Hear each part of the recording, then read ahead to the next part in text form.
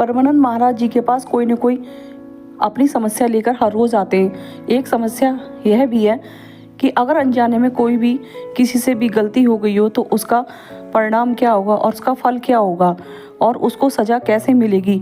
परमानंद महाराज इस समस्या का हल कैसे देते हैं, जरा सुनिए। वैसे अनजाने में जो कुछ ऐसे पाप हैं जो हो जाते हैं, जैसे हम असावधान है, नीचे देखा नहीं, कोई जीव मर गया, या हम गाड़ी से चल रहे हैं, अचानक कोई जीव क्रॉस कर रहा है, अब तुरंत कंट्रोल करते करते घटना घट गई और हमारे हृदय में जो जलन हुई उसकी, वही उसका प्रायश्चित है। क्योंकि हमने कोई संकल्प नहीं किया, हमने कोई मारने का प्रयास नहीं किया, या हमने किसी के नुकसान की कोई वृत्ति नहीं रखी। अचानक कोई ऐसी घटना घट जाती है तो उसमें जो हमको जलन होती है कि मेरे से ऐसा क्यों हो गया, वही उसका प्रायश्चित हो जाता है। और जो थोड़ा विशेषता, तो फिर स्वप्न में उसको दंड मिलता है। भयावह स्वप्न देखा, बड़ा बस खत्म हो गया, ऐसा हो गया। जो जानकारी से पाप होते हैं उनका प्रायश्चित करना, अनजाने में जो हो जाते हैं उनका प्रायश्चित दो रूप में हो जाता है।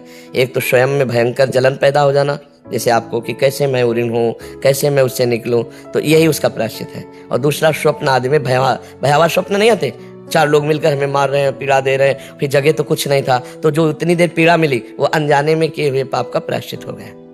समझ पाए आप? संदीप गौड़ जी, आगरा से। राधे राधे। राधा वल्लभ श्री हरिवंश महाराज जी, आपके चरणों में कोटि कोटि प्रणाम। महाराज जी, आम धारणा है कि मनुष्य को अपने कर्मों का फल अगले जन्म में मिलता है, इसलिए वह निर्भीक होकर इस जीवन में अधर्म के जरिए धन संपदा का अर्जन करता है और लेकिन अत्यधिक अपराध बन जाने पर इसी जन्म में उसको दंड प्रारब्ध, जैसे महत अपराध बन जाए तो आयु क्षीण हो जाएगी और उसकी अकाल मृत्यु का योग बन जाएगा। साधु अवज्ञा तुरत भवानी, कर कल्याण अखिल के हानि। छोटे मोटे अपराध तो ठीक है, लेकिन अगर महत अपराध बन जाए तो तत्काल लागू हो जाएगा। नहीं, अत्यंत दुष्ट को गोली मार दी जाती है, न्यायालय तक पहुंचाने की बात पीछे होती है, पहले उसको गोली मारी जाती है। नहीं तो न्यायालय कानून के अनुसार फिर अपराधी को फांसी या सजा मिलती है। लेकिन अत्यंत दुष्ट जैसे आतंकवादी है, क्योंकि अगर उनको चांस मिला तो फिर उनको मृत्यु दंड ही उनका सच्चा मार्जन है उनके अपराध का। तो जब महत अपराध बन जाता है तो फिर इसी जन्म में लागू हो जाता है। और साधारण अपराध बनते हैं शुभ अशुभ, तो वो उसके चलते रहते हैं, फिर भगवान देते हैं, क्योंकि अनंत जन्मों का हिसाब किताब है। तो हमें लगता है कि इस कानून को ऐसा ना समझा जाए कि गलत है। नहीं, हमारी भारतीय संविधान में भी देखो, सबको तुरंत दंड मिल जाता है क्या? 10-10 वर्ष मुकदमा चलता रहता है, जबकि एक प्रदेश एक देश और अनंत ब्रह्मांडों का हिसाब किताब अगर एक जन्म के बाद, तो फिर कोई आश्चर्य की बात नहीं है। कभी कभी 20-20 वर्ष हो जाते हैं मुकदमा चलते हुए, फिर उसे सजा होती है। तो इसलिए ये भागवतिक जो कानून है, उसे उसको इसी जन्म में अशांति, उद्विग्नता, भय, शोक, चिंता, मृत्यु, ये तो प्राप्त होते हैं। और परिणाम जो होता है फिर कई जन्मों तक, जैसे भीष्म जी कह रहे हैं मुझे 100 जन्म तक याद है, मैंने ऐसा कोई पाप नहीं किया, कि 6 महीना बाणों की शैया पर। तो फिर उदाहरण में भगवान ने आगे दिया कि आप एक राजा थे और आपने एक सर्प को झाड़ी पे डाला, कांटों पे, वो 6 दिन में तड़प तड़प के मरा, तो तुम्हें 6 महीना बाणों की सैया पर। तो मतलब हमारा हजारों सैकड़ों जन्मों का हिसाब किताब चल रहा है, पूरा रजिस्टर भरा हुआ है। अब रजिस्टर बढ़ाने नहीं आए, मिटाने आए हैं। हम ऐसा भजन करें भगवान का कि संचित कर्म भस्म हो जाए और क्रियमाण जो नए हो रहे हैं वो पवित्र आचरण हो और भगवत समर्पित हो, तो निष्फल हो गए, वो हमें बांध नहीं पाएंगे। शुभ भी बंधन है, और जो हमारा प्रारब्ध है वो निष्प्रभावित हो जाए कि हमको परास्त न कर पावे। तीनों प्रकार के कर्मों का शासन भगवान के भजन के द्वारा किया जा सकता है। संचित को भस्म, क्रियमाण को निष्फल और प्रारब्ध को निष्प्रभावित। प्रभावित तब माने जब हमको रौंद के गिरा दे, भगवान से विमुख कर दे। तो भगवान से विमुख कर दे, इतना बड़े प्रारब्ध की सामर्थ्य अब नहीं रह गई। तो हम ऐसा भजन करें कि विध्वंस कर दे संचित कर्म को और निष्फल कर दे क्रियमाण को और निष्प्रभावित कर दे। हम भगवान के अंश हैं, हम भगवान सच्चिदानंद के अंश हैं, और मनुष्य जन्म यही करने के लिए मिला है, केवल भोगने के लिए नहीं मिला। केवल भोगने के लिए पशु योनियां हैं, देव योनियां हैं, मनुष्य योनि नए कर्म का। तो हम ऐसा भजन करें, ऐसा परोपकार करें, ऐसा परहित करें कि हमारा मंगल हो जाए। इसी जन्म में हम इन 3 कर्मों से मुक्त हो जाएं, क्रियमाण, प्रारब्ध और संचित। तीनों से हम त्रिगुणात्मिका माया से मुक्त होकर भगवान को प्राप्त हो। किसका प्रश्न था? हाँ प्रभु। तो ये भागवतिक और हमारे भारतीय कानून को भी देख लो, कहाँ तुरंत सब कुछ हिसाब किताब हो जाता है क्या? वर्षों लगते हैं। तो फिर तो भगवान का बहुत बड़ा दरबार है। पर ये जो बात बताई ना तत्काल, हाँ हमने देखा एक बदमाश जो है भाग कर आया था जब हम शेनपुर में थे, बगीचे में बहुत बड़ा जंगल था, उसमें उसकी हालत ये थी 5 मिनट चैन से बैठ नहीं सकता। पता रुका क्यों, बस मतलब भयभीत, अशांत, उद्विग्न, विषाद युक्त। तो ये कर्म का ही तो फल है ना कि चैन नहीं है, शांति नहीं है, हर समय भय लगा, कहीं से भी कोई आ सकता है, पुलिस आ सकती है, या उसकी पार्टी में विरोध हो गया था, हमारी पार्टी का ही कोई हमें मार दे, बड़ा भय, बड़ा भय। तो मनुष्य जन्म मिला है निर्भय होने के लिए, निश्चिंत होने के लिए, निशोक होने के लिए। ये होगा भगवान की शरण में। भगवान की शरण में जो शभीत आया आवा शरणाई रख्यों ताई प्राण की नहीं। भगवान कह रहे जैसे प्राणों की रक्षा हम कई लोग करते हैं, ऐसे भगवान हमको अपने प्राणों की तरह रक्षा करते हैं यदि हम भगवान की शरण में हो जाए। तो निर्भय होकर कोई पाप तो नहीं कर सकता ज्यादा दिन, भयभीत, शोक मगन, चिंता और ये सब। और जब पाप बढ़ गया तो किसी के मारने की जरूरत नहीं, वो अपनी भी मौत मर जाता है, बहुत दुर्गति होती है। अवश्य में वो भोक्तव्यम कृतम कर्म शुभा अशुभम, शुभ अशुभ। ऐसा नहीं है कि कोई गलत करने वाला सजा बना रहे कि क्या श्रृंगार है, घर और परिवार सब सुसज्जित, ऐसा नहीं। मिटिया मेट होते हुए देखा है, और आप लोग भी देखते हो। थोड़े दिन चलता है, थोड़े दिन पुण्य जब तक रहेंगे ना तब तक चलेगा, इसके बाद मिटिया मेट हो जाएगा। मंदोदरी रावण की छाती कूट के ऐसी कहती कि प्रीतम जब तुम चलते थे तो धरती कांपती थी, और राम विमुख हाल तुम्हारा, रहा न कोकुल रोवन हारा। प्रत्यक्ष दिखा देते हैं भगवान, पाप कर्म करने वाला अंततो गत्वा विनाश को ही प्राप्त होता है। हाँ तत्काल नहीं है, तत्काल नहीं है कि आपने किसी का कत्ल किया और आप तत्काल आपका गला काट दिया, ऐसा नहीं, ना हमारे कानून में है और ना भागवतिक कानून में है। समय का इंतजार करो, अपने आप दंड मिल जाएगा, अपने आप दंड मिल जाएगा। तुम्हारा कर्म ही तुमको दंड देगा, तुम्हारा कर्म ही तुम्हें दंड दे देगा, कोई दूसरा दंड नहीं देता, कर्म ही देता है दंड। किसी की खोपड़ी में, तुम्हारी खोपड़ी में बैठ जाएगा, तुम्हारी खोपड़ी में बैठ के तुम्हारे हाथ से तुमको जहर खवा देगा, तुम्हारे हाथ से तुमको पंखे में लटका देगा, तुम्हारे हाथ से गोली शूट करवा देगा। कर्म बलवान है, इसलिए ऐसा ना मानना चाहिए कि बाद में देखा जाएगा, देखने लायक नहीं रहोगे, ऐसा दंड आता है देखने लायक नहीं रहो। सच्ची कहते हैं पाप से डरो, वो जब फलीभूत होता है ना तो अच्छों के, हाँ भगवत प्राप्त संतों के शरीर में भी प्रारब्ध अपना प्रभाव दिखाना चाहता है। रामकृष्ण परमहंस जी के गले में कैंसर, बड़े बड़े महापुरुषों के कर्म अवश्य भोगना पड़ता है। इसीलिए कोई ऐसा ना समझो कि हमने जो कर्म किया उसका फल नहीं मिलेगा। अगर कहीं डिलीट कर सकते हो तो एकमात्र भगवान का भजन है, दूसरा कोई उपाय नहीं। भजन से ऐसा होता है, अगर ऐसा ना होता तो कोई जीवन मुक्त होता ही नहीं, कोई भगवान को प्राप्ति नहीं कर पाता, सब कर्म भोग में फंसे रहते। भगवान के नाम में इतनी सामर्थ्य है, मिटा देंगे आपके संचित कर्म को, मिटा देंगे, पक्का मिटा देंगे। बहुत बड़ा गोदाम जमा है संचित कर्म का। इसलिए नाम, भगवान का नाम जितना जप लो। इस बात को मत देखो कि वो पापी बहुत सुखी है, वो बहुत गाड़ियां और बहुत रुपया पैसा सब मिट्टी में मिल जाएगा। अब आप अविनाशी है नहीं कि आप देख सको, शरीर विनाशी है, दृष्टि प्राकृतिक है, नहीं बिल्कुल मिट्टिया मेट दिखाई देता है। एक दो नहीं, कई उदाहरण हमने देखे, कई उदाहरण देखे। इसी जन्म में जहां ताज बांध करके चलते थे, दुखिया को न सताइए दुखिया देगा रोए, और जब दुखिया के मुखिया सुने तब तेरी गति का, मिट्टी में मिल गए। इसलिए बहुत कर्म किसी को बख्शता नहीं है। इसलिए मत सोचो कि हमारा पाप कर्म कोई जान नहीं पाया, लेकिन सरकारी बैंक में जमा ब्याज सहित मिलेगा तुम्हें। अगर मिटा सकते हो तो भजन के द्वारा मिटा दो, नहीं तो भोगना पड़ेगा। अभी मिटा दो, निकल पड़ा तो भजन करते हुए भी भोगना पड़ेगा।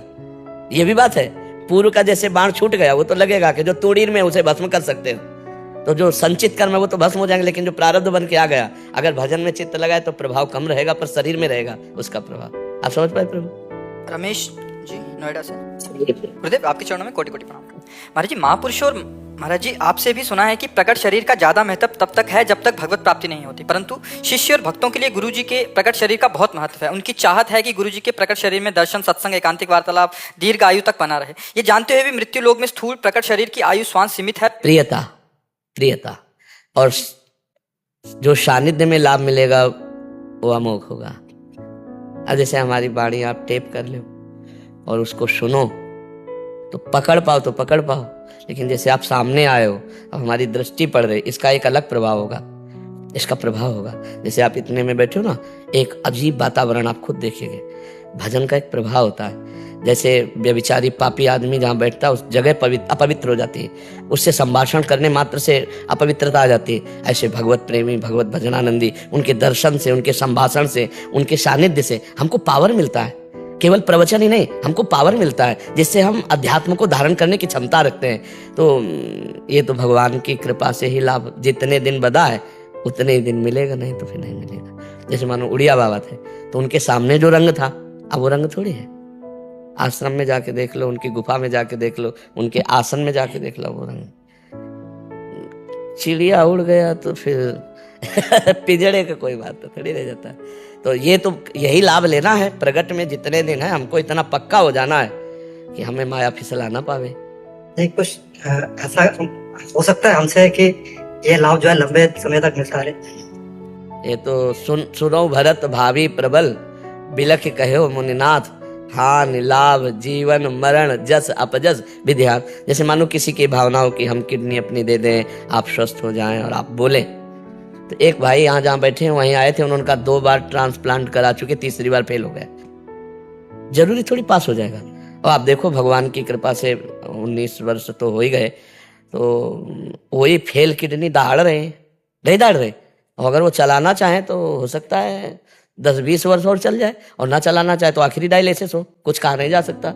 उनके बस की बात है, सच्ची कहते हैं। तो हाँ, बस केवल बस उन्हीं के चलाए चल रहे, और वही जितने दिन चलाएंगे चलेगी। नहीं तो ऐसा समझो नींव खत्म हो चुकी है, बिल्डिंग टिकी हुई है, नींव खत्म हो चुकी है और बिल्डिंग, सब शरीर की नींव है गुर्दा, उसी से लीवर दिल सबका कनेक्शन रहता है, सब फेल है। भगवान कभी कभी अपने आप ही प्रार्थना हो जाती है जी। कि ये समय काफी लंबा वैसे हमने देखा है कि जैसे हम एकदम गिरे, 2-4 दिन एकदम चपेट मारती है किडनी, फिर हम एकदम पावर में हो जाते हैं। तो ये आप लोगों की जो प्रार्थना है ना, भक्तों की जो भावना है ना कि हमें 4 दिन और अवसर मिले, तो हमें लगता है सबका आशीर्वाद और प्रेम हमें तुरंत खड़ा कर देता है। हम जब 12 बजे जगते हैं ना, तब 2 बजे रोड में आ पाते हैं, और ये सब चलता रहता है 9:30 बजे तक ऐसे। तो भला किडनी फेलियर आदमी से कैसे चल सकता है? बोलने में प्यास लगती है, पानी हमारे लिए ब्रेक लगा हुआ है। इसमें आप सबका आशीर्वाद काम कर रहा है। मतलब जीना तो उतने ही दिन है जितने दिन निश्चित है, पर जीने का तरीका जो अच्छा है इस समय, ये आप सबके आशीर्वाद से, गुरुजनों के आशीर्वाद से कि ये मंगलमय कार्य हो रहा है, भगवान करा रहे हैं। बकाया हमने कभी स्वीकार नहीं किया कि तुम्हारा पेट फाड़कर हमारा किडनी सही हो, ऐसा हम कभी स्वीकार नहीं करेंगे किसी के लिए भी, क्योंकि हम नहीं चाहेंगे। हम क्यों जिए? हम जीना चाहते हैं श्री जी की इच्छा पूर्ति के लिए। तो उनकी इच्छा इतनी बलवान कि फेल किडनी भी चलती रहेगी। मूकम करोति वाचालम पंगुम लंघयते गिरिम यत् कृपा तम हम वंदे परमानंद माधवम। तो हम जानते हैं अपने स्वामी के बल को, फिर हम दूसरे का सहारा क्यों ले? आपको चलाना तो इन्हीं किडनी से हो सकता है। आप बताओ, अगर आप अचानक हमें देखो, हम ना बताएं, तो आप क्या ये रिजल्ट दे सकते हो कि किडनी फेलियर आदमी है? आपको बाहर से ऐसा महसूस होगा कि हम किडनी फेलियर है? अब केवल हमें जानकारी भरना हो आपको, और आपको इनको कोई रोग है क्या, या कहो जाके अंदर ढूंढो किडनी फेलियर कौन है, तो हमारी तरफ नहीं देखेगा, वो आपकी तरफ भले देखे। तो श्री जी का प्रताप, इसमें भगवत प्रताप ने, डॉक्टरों ने तो कह दिया था 2.5 या 5 वर्ष बहुत चलेगी तो चलेगी, क्या मर जाओगे। तो अपने आप के अंदर से प्रार्थना होती है कभी कि इसका हमारे महाराज जी स्वस्थ रहे, क्योंकि एक्सरसाइज अपनी स्वस्थता के लिए कर रहे हैं, पर अपने आप हाँ नहीं, आप सबकी सद्भावना में बड़ी दम होती है। सद्भावना ही बहुत आयु वर्धन करती है, और असद भावना जो है आयु का नाश करती है। तो ये सब करतुम अकर्तुम अन्यथा करतुम, भगवान और भक्त दोनों मिलकर सुरक्षित किए हुए। और हम एक कृपा ये देखते हैं कि लोग प्रायः संतों के पास जाते हैं आशीर्वाद लेने, और हमारे पास आते हैं आशीर्वाद देने। बताओ, आश्चर्य की बात देखो ना, कितनी माई बहन ऐसे उठेंगी और ऐसे कहेंगे बाबा तू ये भी रहे, बाबा तेरी आयु बढ़े। तो हमें लगता है कि उल्टा हो रहा है। लोग साधु बाधुआ से चिरजीवी होना चाहते हैं, आशीर्वाद मांग, बाबा तू सुखी रहे, ए बाबा तू ऐसे आनंद से, ब्रजवासिनी मैया आती है, ए बाबा तू ऐसे आनंद से बोलता है, मैं देखती रहूं और तेरे को रोटी पवाती रहूं। यही श्री जी से प्रार्थना है, यही काम कर रहा है, यही सब का। जी जी जी। उर्मिला जी दिल्ली से। राधे राधे। राधा वल्लभ शेरविंश महाराज जी, राधे राधे। महाराज जी, सत्संग से ये बात पक्की हो गई है कि ब्रह्म सत्य है, जगत मिथ्या है, परिवर्तनशील है, खुली आंखों का सपना है। फिर भी जब अपने वालों के जीवन में कुछ उतार चढ़ाव आते हैं तो मन कुछ समय के लिए विशेषता। हाँ, स्थिति और जानकारी में यही अंतर होता है। जानकारी है पर स्थिति नहीं है, तो अवसर आने पर फिर धोखा हो जाएगा। और स्थिति है अगर अंदर, तो फिर नहीं कोई फर्क पड़ेगा। तो अभी क्या जानकारी है, स्थिति नहीं है। स्थिति के लिए भजन करना होता है, और जहाँ मोह का नाश हुआ फिर कोई हर्ष शोक मिलना बिछुड़ने में किसी भी तरह का नहीं होता। वो बिल्कुल ऐसे दिखाई देता है कि ये सब क्रम है, ये सब क्रम है। इस पूरे लोक का नाम है मृत्यु लोक। यहाँ जितने सब मरेंगे और सबका टाइम है, फिर रोना क्या, फिर परेशान क्या होना। जाना है एक दिन, सबको जाना है, हमें जाना है, आपको जाना है, जाने की तैयारी कर लो। यहाँ से ले क्या जाओगे? बोले कुछ नहीं। नहीं ले जाओगे, नाम ले जाओगे, परोपकार ले जाओगे, अच्छे कर्म ले जाओगे, बुरे कर्म ले जाओगे। ये तैयारी करो, अच्छे कर्म करो, परोपकार करो, भगवान नाम जप करो, तो अभी आनंद आ जाएगा और मरने के बाद तो परमानंद रहेगा ही।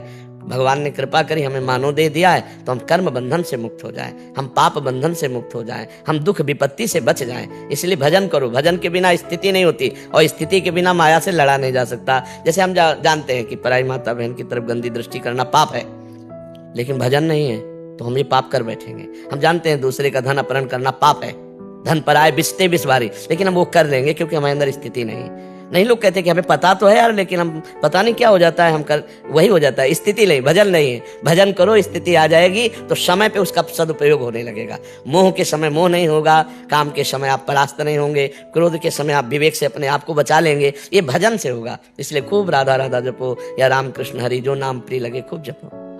अमित सैनी जी, वृंदावन से। राधा वल्लभ श्री हरिवंश महाराज जी। महाराज जी, मैं घर पर श्री रामचरितमानस का अध्ययन करता हूँ। महाराज जी, मेरा एक प्रश्न है। जब भी मैं पढ़ता हूँ रामचरितमानस को तो एक प्रश्न आता है कि जब श्री राम जी ने बाली जी को मारा था तो राम जी के हाथ से दंड पाके वो निष्पाप हो गया और राम जी को देखते हुए उनके प्राण छूटे। महाराज जी, प्रश्न ये उठता है कि अपने शरीर को त्याग करके वो चले गए, बट काफी कथावाचकों के मुख से सुना है कि महाराज जी पूरा इन्होंने लिखा कि कृष्ण अवतार में वो बहेलिया के रूप में आए। महाराज जी कह रहे थे कि उनकी कौन सी आसक्ति अभी बाकी रह गई थी, उनको दोबारा जन्म लेना? भगवान ने अपने लीला का पात्र बना लिया, संसार का थोड़ी, अब अपनी लीला का पात्र बना लिया। मोक्ष होने के वैकुंठ से जय विजय आए ना, वैकुंठ से कोई आता जाता है क्या? कर तुम अकर तुम अन्यथा कर तुम सर्व समर्था सा ईश्वरा। हमारी बात समझ रहे हो? मोक्ष होने के बाद भी यही तो मोक्ष पद भी है, जो परम पद है, वैकुंठ में जय विजय है, आए ना 3 जन्म के लिए सनकादि के द्वारा। तो जब लीला का पात्र बन जाता है तो ताल ठोक के भगवान से दुश्मनी कर रहे, कौन सा ज्ञान नहीं हो, तो परम ज्ञानी है जय विजय। पर भगवान की लीला में अगर वो आए हैं विरोधी का भाव लेकर, तो अंतिम समय तक कहाँ राम रन हतो पचारी। और दूसरी बात, भगवान ने जैसे बाली को मारा, उससे भी एकाग्रता करके रावण को मारा, पर अगला जन्म हुआ ना उसका, नहीं जानते क्या? कंस के पास। नहीं, कंस तो काल नेमी है। कंस तो जो हिरणाक्ष हिरण्यकश्यप भगवान ने तो मारा वाराह नरसिंह रूप में, तो रावण कुंभकर्ण भगवान ने मारा राम लक्ष्मण के रूप में, वही तो है ना। तो वही शिशुपाल और दंतवक्र बने, क्योंकि 3 जन्म तक उनको भगवान के साथ विरोध लीला करनी है। तो भगवान ने एक यहाँ युद्ध क्षेत्र की मर्यादा से भगवान ने मारा। एक युद्ध क्षेत्र की मर्यादा होती है कि यदि शत्रु प्रबल हो तो गुप्त रूप से उस पर प्रहार किया जाए। तो इनको वरदान था कि जो सामने आ जाएगा उसका आधा बल, तो अनंत सामर्थ्यशाली भगवान का आधा बल पहुंच जाएगा तो कोई उसे परास्त ही नहीं कर सकता।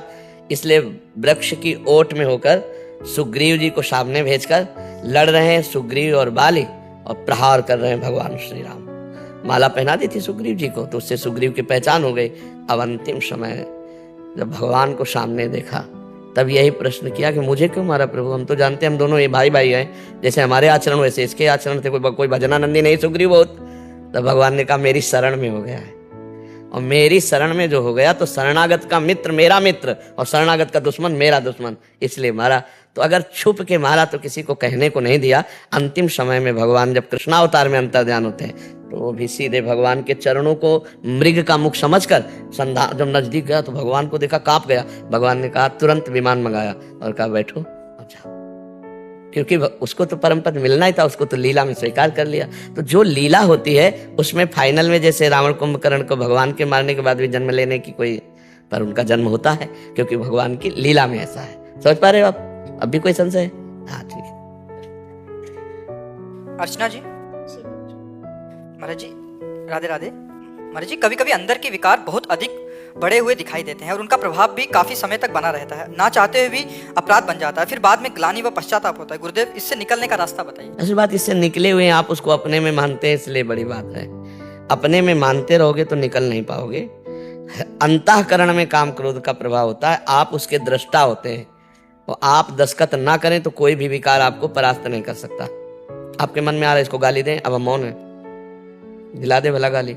आपके मन में आ रहा है उधर देखो बहुत सुंदर, नहीं देखेंगे। वो कह रहा है गलत करो, नहीं करेंगे। वो आप में विकार थोड़ी है, आप दृष्टा हैं उसके, पर आप दृष्टा न रहकर जब भोक्ता बन जाते हैं तब आप फंस जाते हैं। तो हमें लगता है थोड़ा ज्ञान तो होना चाहिए कि अंतःकरण पर, इंद्रियों पर भोगों का प्रभाव होता है। मैं तत्व जो है जो आत्म तत्व है, इस पर कभी कोई मलिनता अपना प्रभाव दिखाई नहीं सकती। और वो हम हैं जो हम देखने वाले हैं, पर हम मान लेते हैं मन के विकार को इतनी मित्रता हो गई है मन से कि उसके हर विकार को हम अपने, यार आज मन कहता है ये खाएं, आज ये मन कहता है देखें, तो अब देखो मन मिला रसेंद्री से तो खाने की बात कर दी, और मन मिला नेत्रेंद्री से तो देखने की बात कर दी, और मन मिल गया जनेंद्री से तो भोगने की बात कर दी, मन मिल गया श्रवणेंद्री से तो सुनने की बात कर दी। और इस सब के आप जज हैं। क्या सुनना ठीक है वही सुनो, क्या भोगना ठीक है वही भोगो, क्या देखना ठीक है वैसे ही देखो। तो अब क्या हो गया कि आप जज ना रह करके उसके गुलाम बन गए। वो जो कहता है वही करते हैं, इसीलिए ये हमें लगता है बहुत भारी है विकार और बहुत परास्त करते हैं। नौजवान थे जब तो उपवास, गंगा जी के हर कष्ट को सहना, और कभी कभी मन विषयों की तरफ लालायित होता, तब गंगा जी में खड़े होकर प्रार्थना की कि प्रभु क्या उपाय हो सकता है, भोजन ना ठीक से पाना, उघार रहना, गर्मी सर्दी सहना, सब हो रहा है, पर ये विकार।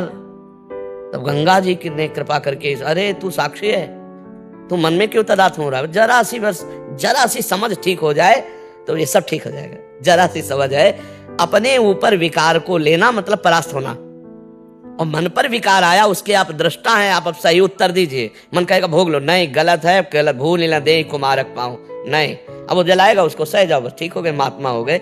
यम ही न व्यथ्यन्ते ते पुरुषम पुरुषर्षभ सम दुखा सुखाधीरम सोमृतत्वाय कल्पते। डरना नहीं, डरो मत, ये इतने समर्थ नहीं कि भगवान के नाम जापक भक्त का नाश कर सके। सीम की चाप सके कोतासु, बड़ रखवार रमापति जासु। इसलिए खूब नाम जप करो और भगवान का आश्रय रखो। ज्ञान ना भी होगा तो भी पार हो जाओगे। भगवान के नाम में बड़ी सामर्थ्य है, विकारों में सामर्थ्य नहीं है। विकार इतने सामर्थ्यशाली नहीं कि भगवान के नाम जापक को भी परास्त कर दे।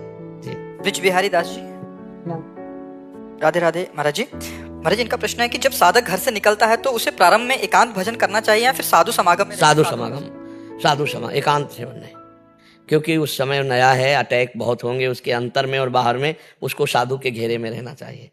प्रथम भगति संतन कर संगा, साधु के घेरे में रहना चाहिए।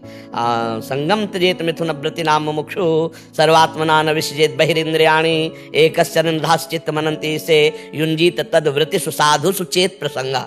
अब इसमें पूरे साधक के लिए, मुमुक्षु जो घर बार त्याग करके भगवान की प्राप्ति के लिए चला है, उसको चाहिए कि मैथुन धर्म से युक्त प्राणियों का संग न करे। जो विषयी हैं, जो नाना प्रकार के भोग वासनाओं से ग्रसित है, उनका खाओगे, उनके संग बैठोगे, उनकी बात करोगे तो वही रंग चढ़ जाएगा।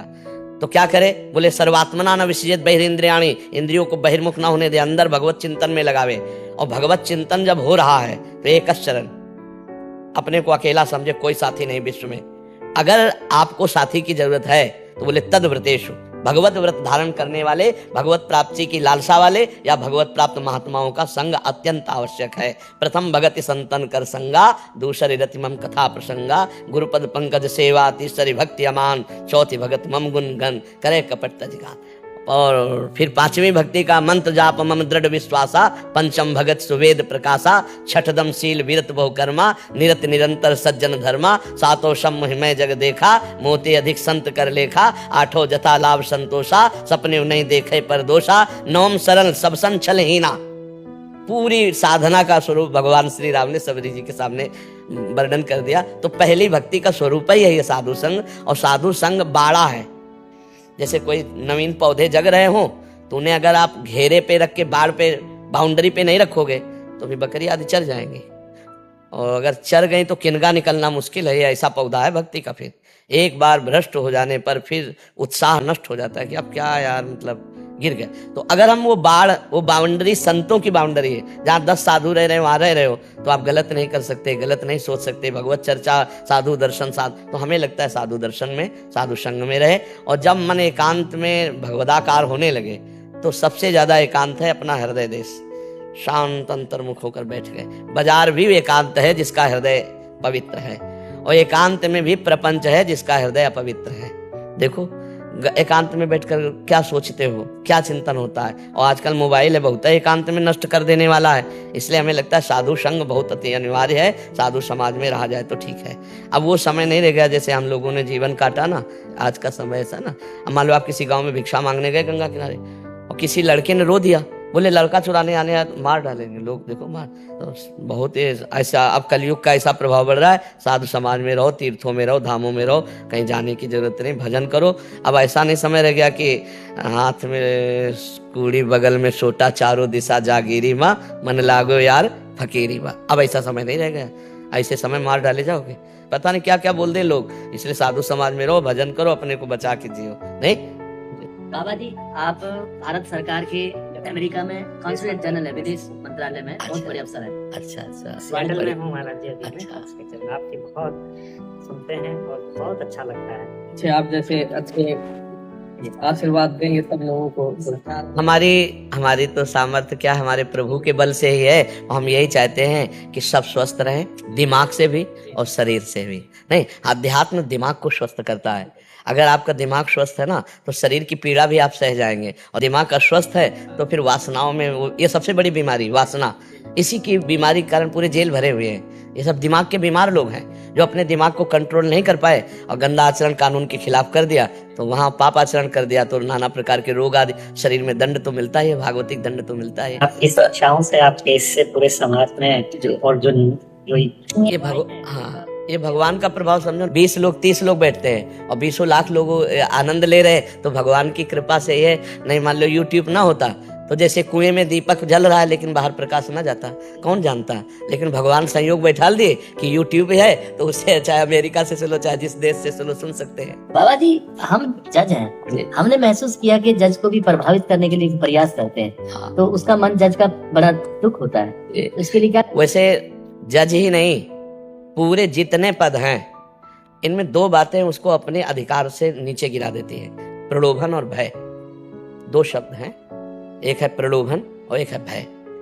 आप प्रलोभन से नहीं डिगेंगे तो भय से आपको डिगाया जाएगा, और आप भय और प्रलोभन दोनों से न डिगे तो भगवान आपके साथ है, आपको कोई बाल बांका नहीं कर सकता। आप अपने पद में हैं और अपनी गरिमा में रहिए। प्रलोभन और भय ये 2 आपको छूने ना पावे, और भगवान का स्मरण रहे तो आपका कोई बाल बांका नहीं कर सकता। बाबा जी, हम तो जब जाते हैं ना उस कुर्सी पे, जी। तो नंगे पैर जाते हैं, ना तो प्रलोभन में आते ना भय में। जिस दिन भय और प्रलोभन, अपने घर चले जाएंगे, बिल्कुल बिल्कुल शुद्ध बात चढ़ है। के चले जाएंगे। हाँ बिल्कुल ठीक, न्याय का। मजदूरी कर लेंगे, हाँ। लेकिन ना प्रलोभन में आए ना भय में आए। हाँ बिल्कुल, सबको चाहिए ऐसा। हर पदाधिकारी को हर पद में ये 2 ही शत्रु हैं, प्रलोभन या भय। टोटल आप देख लीजिए, इसी से गिरना होता है। अगर इससे ना गिरे तो हमारे राष्ट्र की सम्यक सेवा हो, दोषी को दंड मिले, निर्दोष मुक्त हो जाए, बहुत बढ़िया। इसमें परिवार का और माता पिता का बड़ा योगदान रहता है। हाँ बिल्कुल ठीक मेरी बात। माँ ने, जब मैं जज बना था, एक बात कहा था, बेटा कभी बेईमानी चोरी मत करना, बिल्कुल कभी डरना मत। मेरा बेटा पीठ दिखा के जा रहा है, कभी पीठ दिखा के मत आना। बिल्कुल बिल्कुल। धर्म का स्वरूप माता पिता पहले गुरु होते हैं। एक बच्चापन में हमने एक नाटक देखा था, सुल्ताना डाकू। तो जब उसको फांसी की सजा हुई तो उससे अंतिम बात पूछी गई कि तुम्हें क्या अंतिम चाह है, तो उनका माँ से मिला दो। तो जब माँ आई ना, तो गले लगने के लिए चली तो नाक काट ली दांत से। तब लोगों ने पूछा ऐसा क्यों किया? बोले ये है मेरी फांसी दिलवाने वाली। एक कलम चुरा के लाया था, तब कहा था बहुत अच्छा बेटा, ये काम आएगी। मैंने समझा अच्छा कार्य है, और चोरी पे उतर गया, आज फांसी की सजा मिल रही इसके कारण। अगर पहली कलम पे थप्पड़ जमाया होता तो मैं चोर न बनता। तो माता पिता का संस्कार दिया हुआ आजीवन काम करता है, आजीवन का। जी, आप सब ब्रिज 84 यात्रा करके पूर्णता हुई है यात्रा की। बहुत बहुत सुंदर, बहुत सुंदर। हमारे यहाँ श्री सेवक जी महाराज कहते हैं, सेवक शरण सदा रहे, अनत नहीं विश्राम, कै वाणी हरिवंश की, कै हरिवंश नाम। यदि चतुरासी जी का रोज पाठ कर लिया जाए, परम पवित्र श्री चतुरासी जी महामहिम प्रिया प्रीतम की प्रेम रस से भरी हुई है, तो 84 लाख योनियों से मुक्ति पक्का। देखो आज जो तुम 84 कोष ब्रजभूमि की यात्रा कराए ना, ये आप निश्चित समझ लो 84 लाख से मुक्त होने के लिए सर्वसमर्थ है ये परिक्रमा। अब जो हमारे अंदर वृत्तियां हैं असत, उनका नाश करने के लिए श्री चतुरासी जी है। भवजल निधि को नाव, काम पावक को पानी, प्रेम भक्ति को मूल, मोद मंगल सुख दानी। श्री चतुरासी जी महामोद मंगल सुख प्रदान करने वाली। और ऐसा ही नहीं, छुट्टी 84 भ्रमंते निरखय जुगल किशोर, निरखय जुगल किशोर भोर और रैन न जाने, पिए रूप रस मत भयो कछु बनई न आने, प्रेम लक्षणा भक्ति होए ही आनंदकारी, और वृंदावन वास सखी सुख के अधिकारी। चतुरासी जी आप लोगों को परिचय में है? चतुरासी जी जानते? चतुरासी जी हमारे आचार्य का प्रधान ग्रंथ है चतुरासी जी वाणी। चतुरासी जी के अगर 12 पद रोज गायन करें तो हफ्ता में पूरी हो जाती है, बरसते 84। और रोज पूरी गायन करें तो कहना क्या। और दूसरी बात, नाम सेवक जी ने दो बातों पर बहुत जोर दिया है। यदि नाम च हरिवंश नाम बिसरे न छिन, श्री हरिवंश सहाय भल, हरिवंश भरोसे भय निडर, नित गर्जत हरिवंश बल। यदि चतुरासी जी का पाठ और नाम जब चलता रहे तो नाम बाणी जहां श्याम श्यामा तहां, नाम बाणी सुनत श्याम श्यामा सुबस, नाम बाणी निकट श्याम श्यामा प्रगट। नाम और बाणी अगर ये दो पकड़ लिए जाए तो जैसे दो पंख से उड़कर के पक्षी आकाश में यात्रा करता है, ऐसे हम नवनिवृत्त निकुंज में पहुंच जाएंगे। कुंज महल की टहल सुख, दंपति संपत्ति पाई है, जैसे रूप लाल हित प्रीति सो, जो 84 गाये। तो हाँ, ये तो चतुरासी जी परिक्रमा दे आए। अब चतुरासी जी का रोज गायन करो और नाम जप करो तो देखो निकुंज पहुंच, कल्याण तो होता है ब्रजभूमि की परिक्रमा मात्र से, लेकिन श्री जी के पास पहुंच जाओगे ये वादा नहीं है।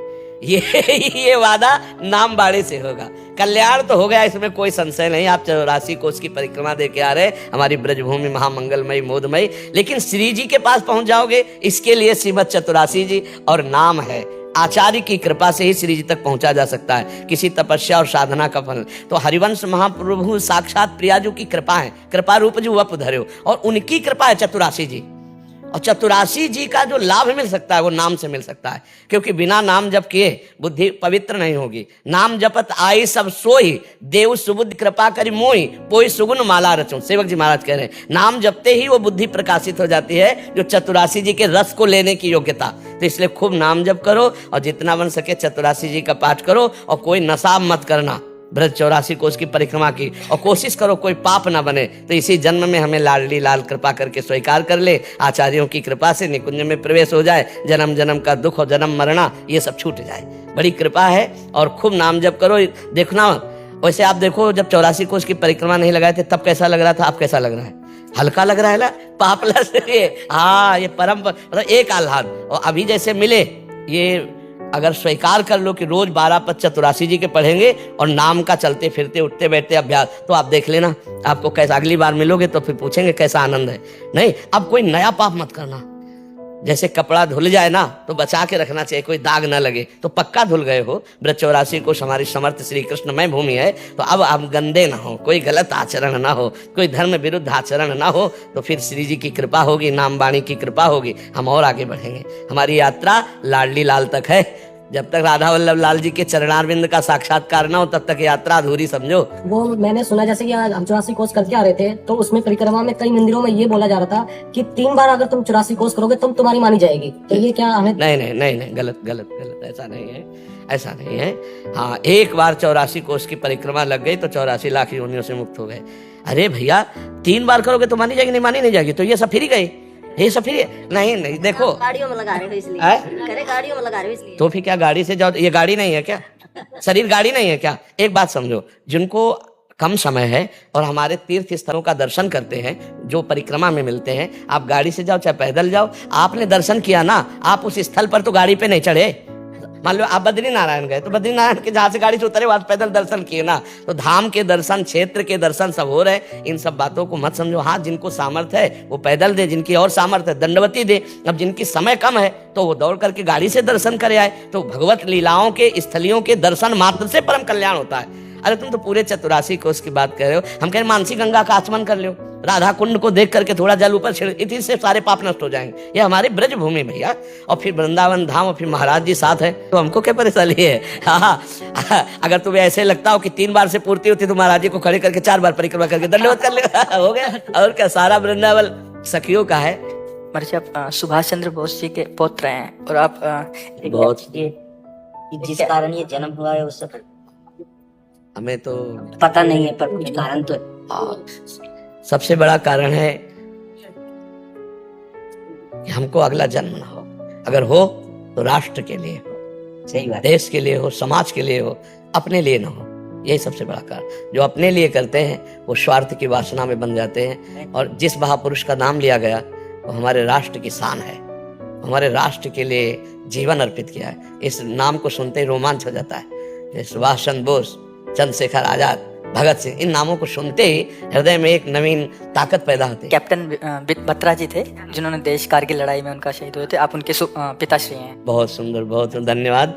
और धन्य है वो माता पिता जिसका ऐसा पुत्र हो जो देश राष्ट्र के प्रति, उनकी गाथा सुनी है हमने। हाँ, कारगिल के युद्ध में हाँ बहुत बहुत आपको भी है। फिल्म भी बने हैं उनकी। हाँ शायद उनके एक भाई अभी हाँ जी हाँ, अभी भाई हैं उनके, कै पुत्र थे। जुड़वा पुत्र थे जी। हाँ 2 पुत्रियों के बाद में जी।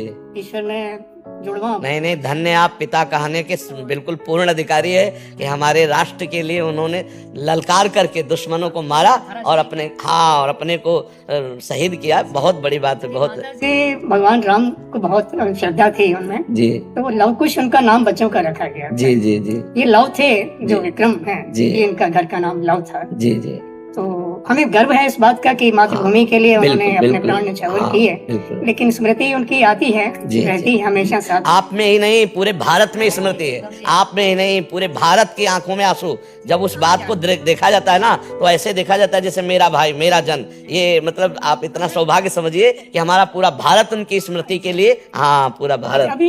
अभी 6-7 महीने पहले उनकी माता श्री, उनका भी स्वर्गवास वो सिधार गए। जी जी। तो कुछ परिस्थिति वश मैं कर नहीं पाया, उनको कार्डियक अरेस्ट हो गया हार्ट पे जी। एकदम सुबह सुबह, तो मैं ले जा नहीं पाया।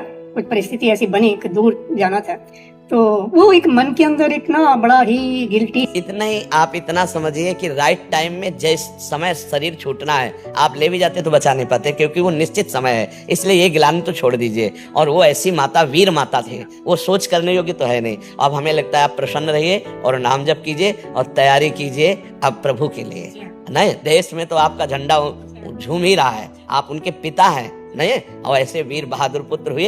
अब नाम जप करके भगवान को प्राप्त बस करें। वही मैं आपसे ये कहने जा रहा था कि बीज तो भक्ति का पड़ गया है, जी।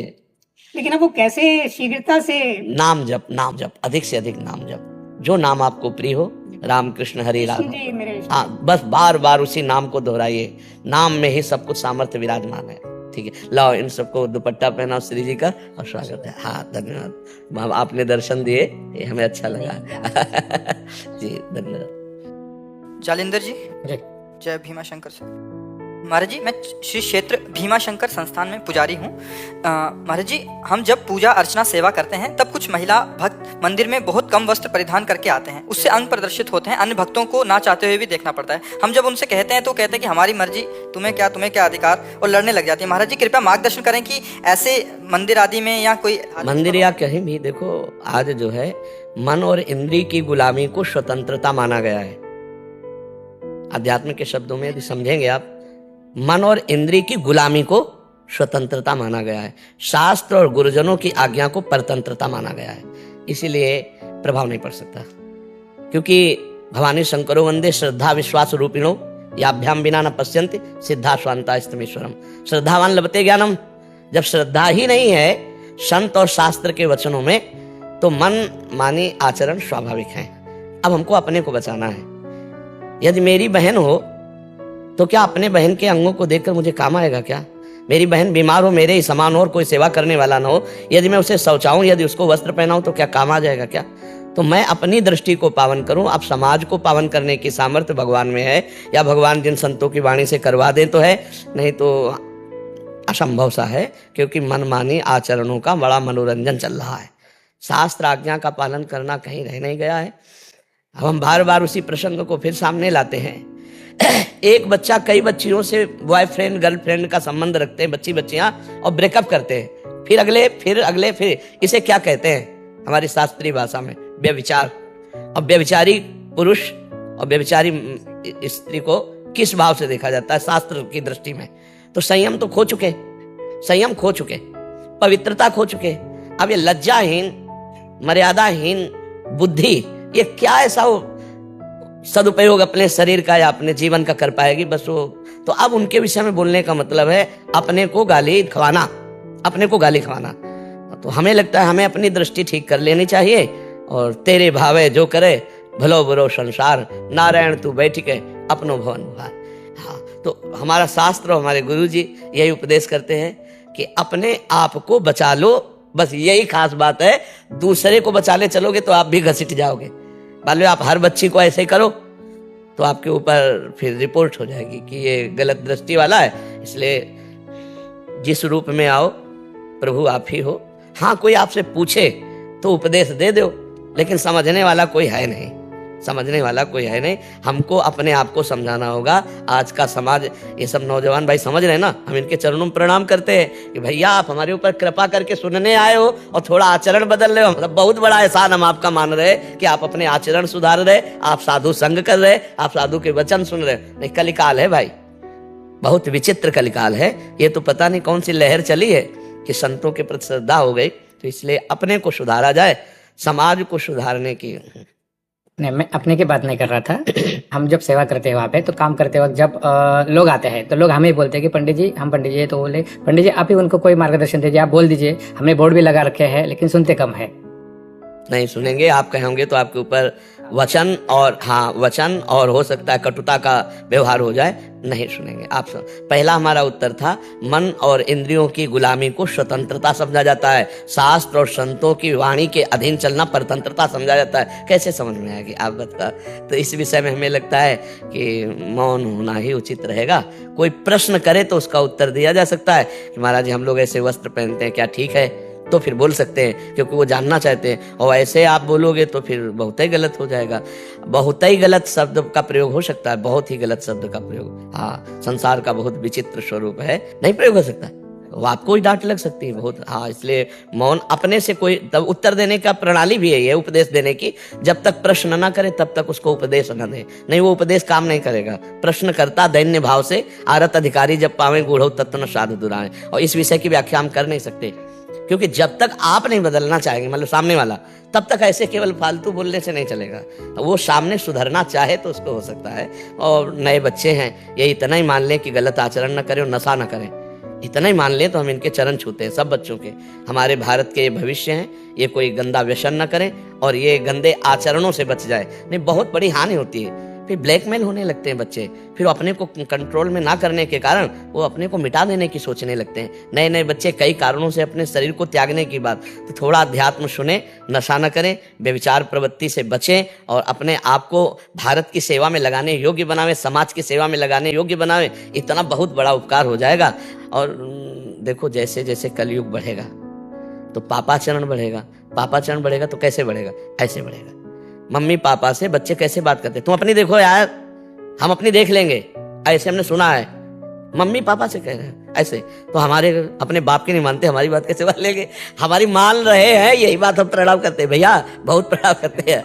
सुबह जब हम आते हैं ना, तो हमें लगता है 80% जवान होंगे, सब नौजवान होते हैं 80%। तो देख के हमें आनंद लगता है कि अगर ये सुधरे तो भारत सुधर जाएगा। क्योंकि नौजवान मतलब भूत अवस्था होती है, नौजवान की होती जौवन ज्वर के नहीं बलकावा।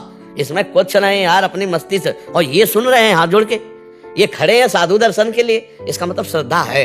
इसका मतलब हमारे भारत में अभी संतों और शास्त्रों के प्रति श्रद्धा है। तो जो श्रद्धा, देखो परमानंद महाराज जी ने इस समस्या का हल कैसे आसानी से कर दिया और रास्ता भी बता दिया।